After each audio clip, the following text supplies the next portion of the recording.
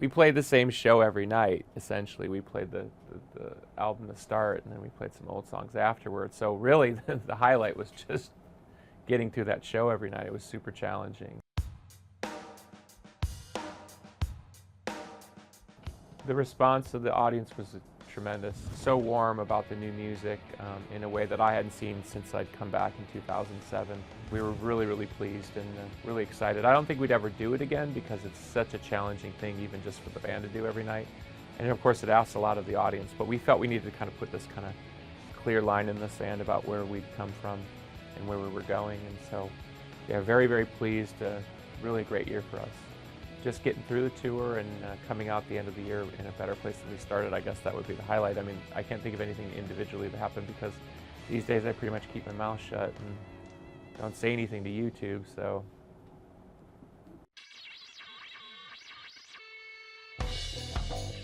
Madame Zuzu's Tea House, located in Highland Park, Illinois, which is where I live.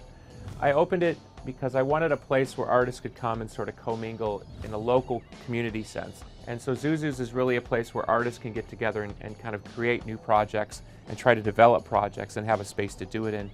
We definitely discuss with the artists what we think would be appealing to the general public in the neighborhood. In essence, I think I have a good way to help the artists translate how they can take what they want to do so that it'll be interesting for anybody. You know, I don't want it to be like the hip spot, so if grandma walks in, she goes, oh, this isn't for me. Everything has to have a wide base appeal so that that's the way you bring people together. I'm sick of everybody being niched out. I think that gets really boring really fast.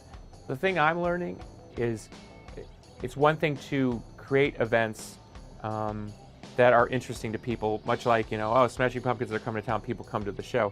But actually creating a culture that is interested in looking for things to happen, which in my community we don't have, that's just as much of a challenge. People don't assume there's anything going on, so you have to actually get them in the mindset that they're curious. You know, I mean, you kind of have to meet the two audiences in the middle.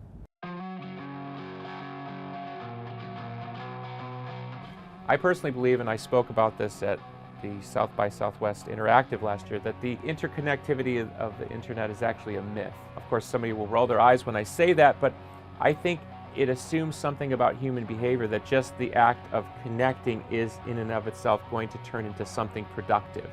We see on the internet a tremendous amount of activity for things that don't translate out into the real world with somebody buying something or doing something.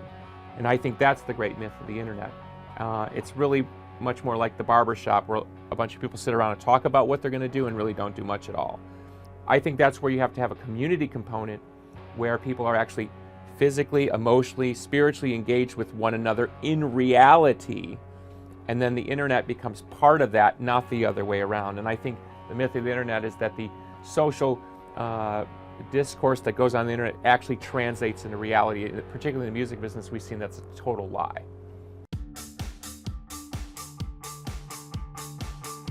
There was a time, I think, talking about pop music from an aesthetic point of view was relevant. I think it was interesting to talk about the meteoric rise of Britney Spears or the social impact of a Michael Jackson. I think pop has made itself completely irrelevant as an aesthetic form.